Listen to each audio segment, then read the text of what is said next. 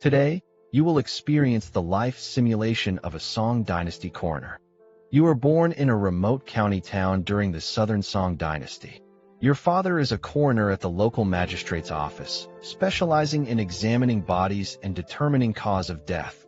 In this era, being a coroner is considered a lowly occupation. Neighbors avoid your father on the street, and children refuse to play with you. But your father never cares about any of that. He always says the dead never lie, and speaking for the dead is the cleanest work in the world. At age 7, you follow your father to the examination room for the first time. The stench of decay makes you vomit on the spot, but your father simply pats your back and says you will get used to it. From then on, your father teaches you to identify wounds. What kind of bruises come from beatings, what ligature marks indicate hanging, and what fingernail changes signal poisoning. By age 12, you can independently identify over a dozen common causes of death. You secretly begin reading Song C's collected cases of injustice rectified, and the book becomes your most treasured possession. But fate does not grant you many peaceful days.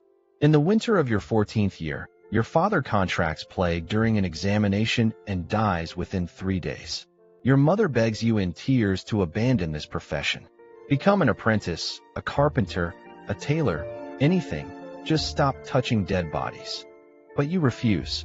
You know that if you do not take your father's place, no one in this county will be able to uncover the truth for the dead.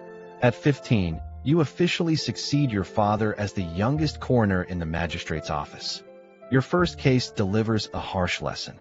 A wealthy merchant's concubine is found dead in her bedroom.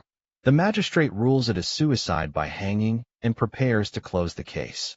But after examining the body, you find the ligature marks on her neck are wrong. A hanging should leave an inverted V-shaped mark, but hers are horizontal.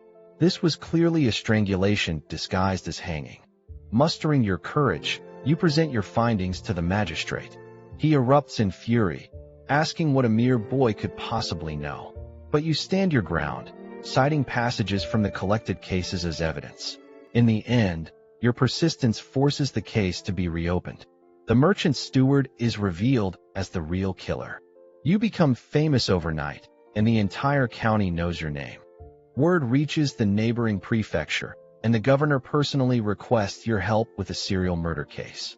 In 3 months, 5 unidentified bodies have appeared in his jurisdiction, all with unknown causes of death.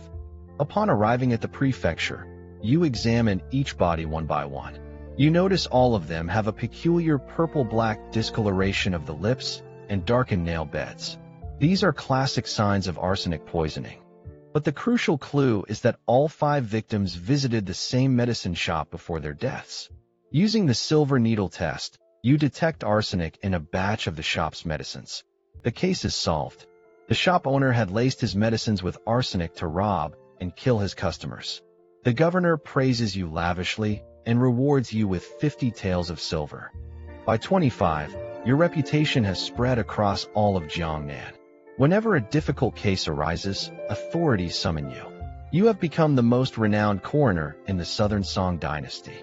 You begin taking apprentices, passing down the skills your father taught you along with years of your own accumulated experience. You even start compiling your own forensic notes, building upon the collected cases. But this profession exposes you to the darkest side of humanity. You have seen brothers poisoned over inheritance, husbands murdered to cover affairs, and innocent people wrongfully imprisoned and nearly executed. At 30, you receive the most difficult case of your career. A court official has died suddenly in his mansion. The authorities call it natural causes, but the victim's family disagrees and begs you to find the truth. After your examination, you discover the official was killed by a thin needle inserted through the ear canal into the brain. This method is extremely covert, leaving no visible wounds on the surface. But when you submit your findings, things become dangerous. The suspicion points to a powerful high-ranking official who sends men to warn you and demand you change your conclusion. You refuse to back down.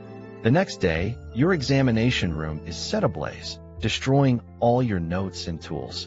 Your senior apprentice is beaten severely on his way home. You know they are trying to force you into submission.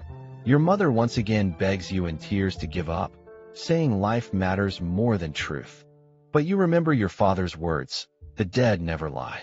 You write a secret letter overnight and have it delivered to the Judicial Commission in the capital.